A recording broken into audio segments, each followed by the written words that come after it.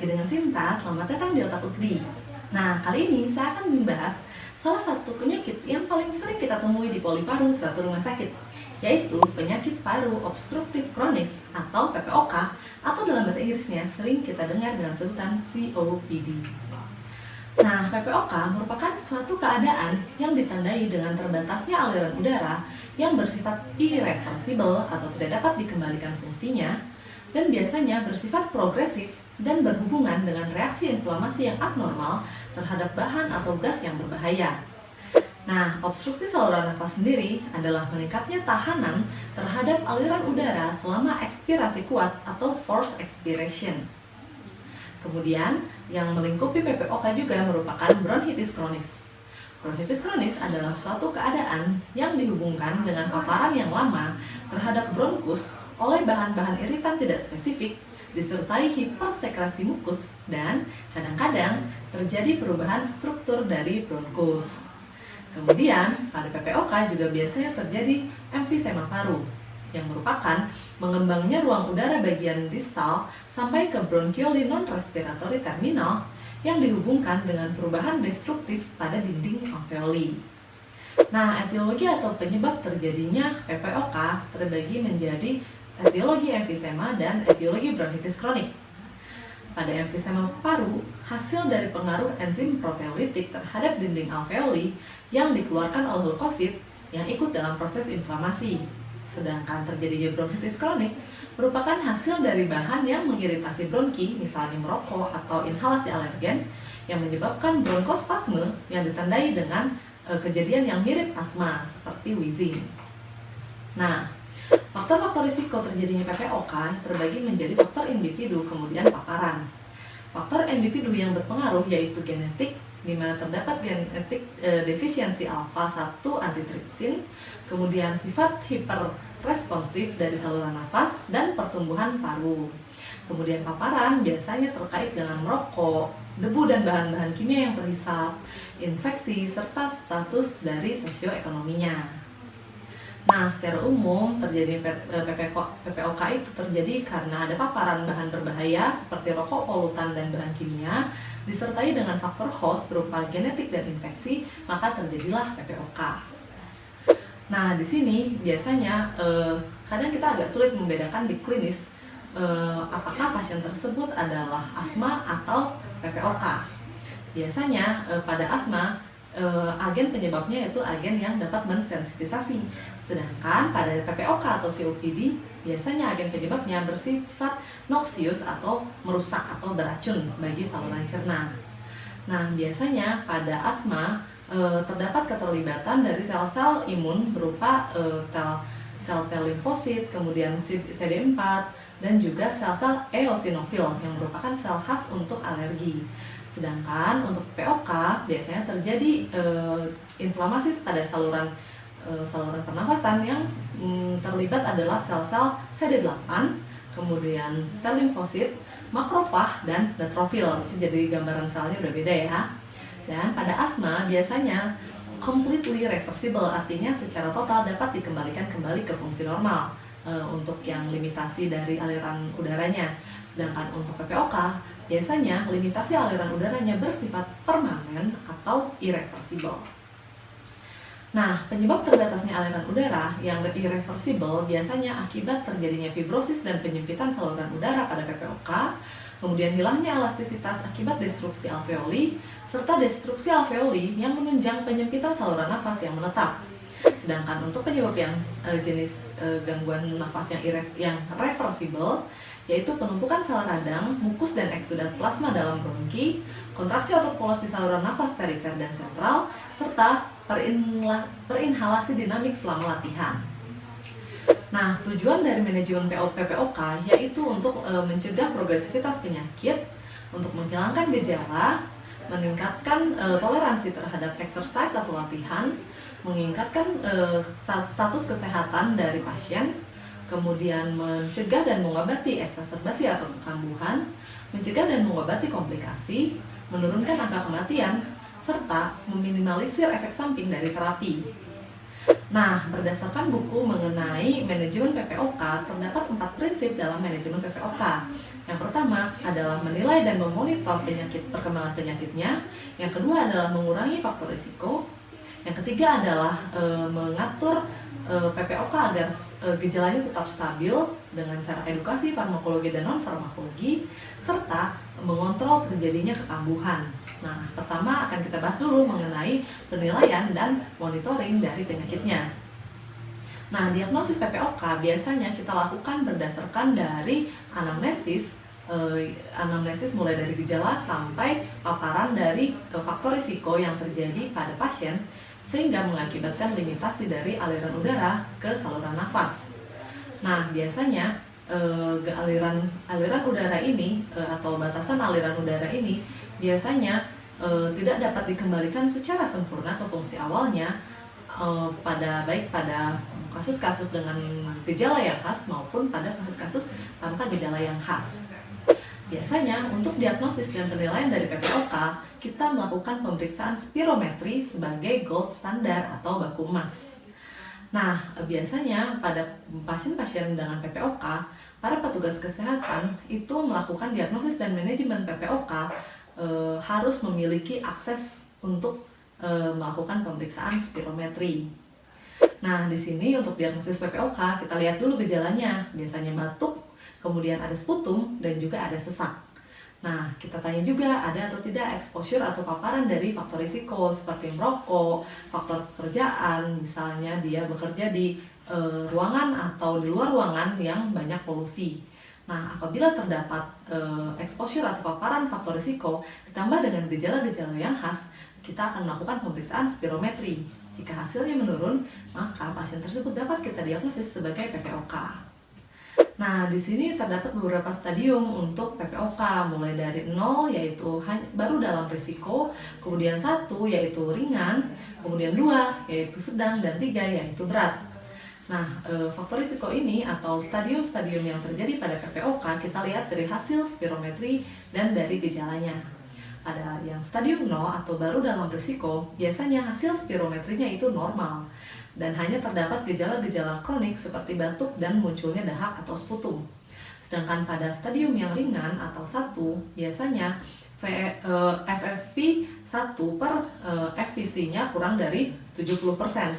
Dan FFV 1-nya biasanya lebih atau sama dengan 80%. Baik ada maupun tidak ada gejala. Jadi kita diagnosis stadiumnya atau stagingnya berdasarkan spirometri ya, tidak hanya berdasarkan gejala. Yang kedua adalah stadium moderat atau stadium 2, di mana FFV1 per FVC-nya kurang dari 70%, sedangkan FFV1-nya itu berada di antara 30-80%. Dan biasanya pada kasus-kasus ini masih dapat terjadi gejala maupun bisa juga tanpa gejala. Nah, di sini kalaupun ada gejala biasanya berupa batuk, kemudian sputum, dan sudah mulai ada sesak.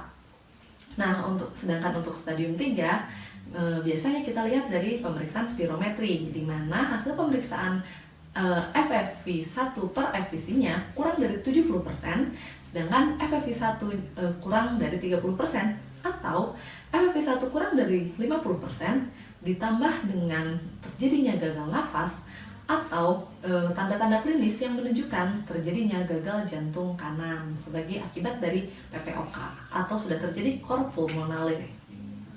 Kedua adalah mengurangi atau menurunkan faktor risiko.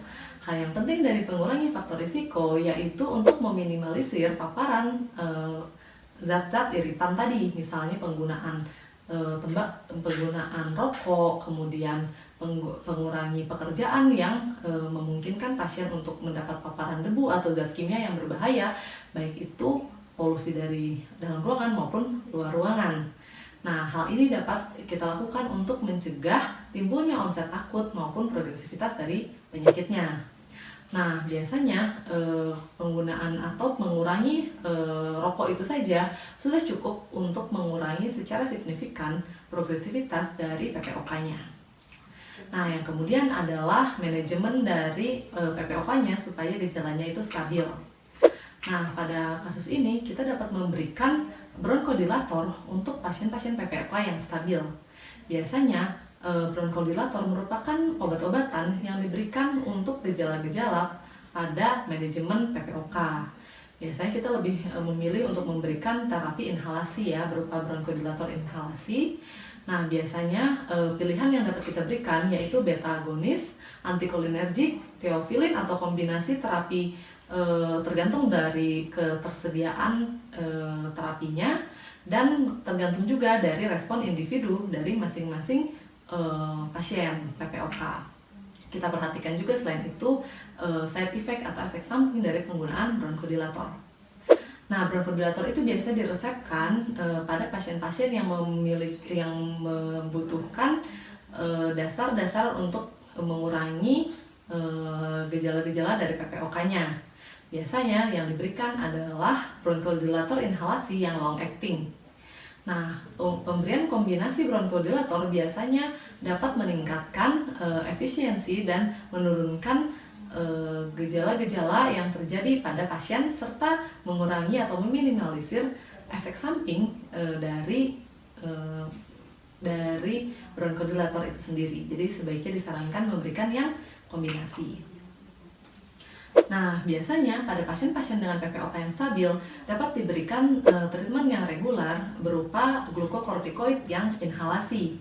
Biasanya diberikan untuk pasien-pasien PPOK dengan respon yang VEF kurang dari 50%, artinya pada pasien-pasien yang severe atau yang berat. Biasanya apabila terdapat gejala eksaserbasi yang disertai dengan infeksi, dapat kita berikan juga terapi antibiotik dan atau glukokortikoid yang oral. Nah, manajemen dari PPOK stabil juga meliputi terapi kronis dengan pemberian glukokortikoid yang sistemik.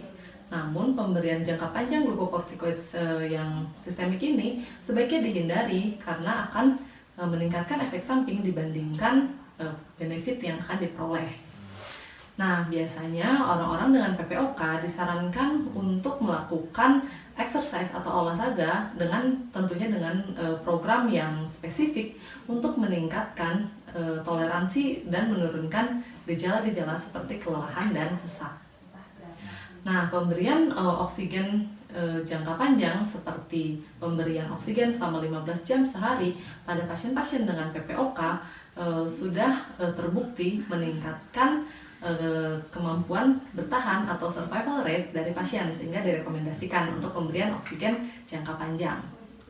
Nah, yang penting juga dari manajemen PPOK untuk semua stadium yaitu menghindari agen-agen yang berbahaya atau beracun tadi seperti tobacco atau tembakau pada rokok, kemudian mengurangi polusi yang terjadi atau yang terdapat pada dalam ruangan atau mengurangi paparan polusi atau apapun yang berhubungan dengan pekerjaan seperti asbestosis.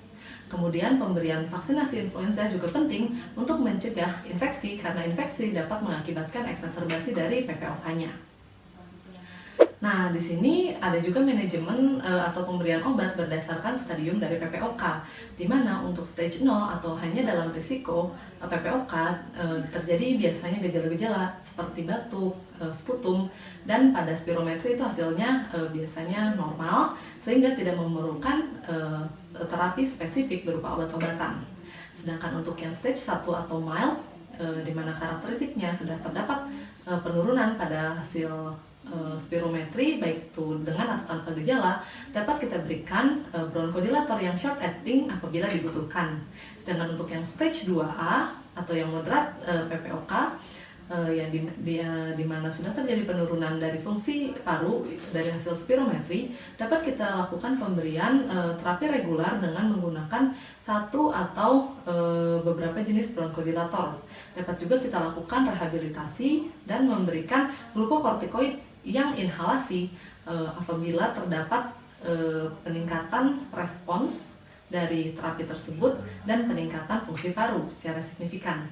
Untuk yang stadium 2B yang masih juga dalam kategori yang moderat, dapat kita lakukan pemberian bronkodilator sama seperti yang stadium 2A, kemudian rehabilitasi dan memberikan glukokortikoid yang inhalasi. Kemudian untuk stadium 3 atau yang severe, kita dapat memberikan pemberian satu atau lebih jenis bronkodilator, kemudian kita kombinasikan dengan glukokortikoid yang inhalasi, kemudian memberikan terapi untuk komplikasi, melakukan rehabilitasi, memberikan oksigen terapi yang long term yang tadi lebih dari 15 jam sehari, serta kita sudah mulai memikirkan mengenai terapi pembedahan untuk parunya. Sedangkan yang keempat adalah manajemen dari eksaserbasi atau kekambuhan, di mana hal-hal penting dari manajemen eksaserbasi pada PPOK biasanya adalah suatu kejadian yang penting untuk mengurangi perburukan dari PPOK-nya. Nah, biasanya penyebab paling sering terjadinya eksaserbasi yaitu infeksi yang terjadi pada saluran nafas, yang terkait juga dengan polusi udara, sehingga kita harus mengontrol terjadinya infeksi, mencegah terjadinya infeksi, dan mengurangi exposure atau paparan dari polusi udara. Nah, pada pasien-pasien yang mengalami eksaserbasi dapat diberikan bronkodilator secara inhalasi, dapat berupa beta-2 agonis dan atau antikolinergik. Dapat juga diberikan theophylline, kemudian dapat juga kita berikan secara sistemik oral, maupun dapat juga kita berikan glukokortikoid yang efektif untuk eksaserbasi dari PPOK. Nah, biasanya pasien-pasien yang mengalami eksaserbasi dari PPOK menunjukkan gejala-gejala infeksi dari saluran nafas. Biasanya terjadi peningkatan volume dan perubahan warna dari sputum, dapat juga terjadi demam. Untuk itu dapat kita berikan antibiotik sebagai obat untuk mengurangi infeksinya. Ya, sekian penjelasan dari saya mengenai PPOK. Semoga membantu teman-teman semua untuk belajar, dan sampai ketemu di video-video selanjutnya.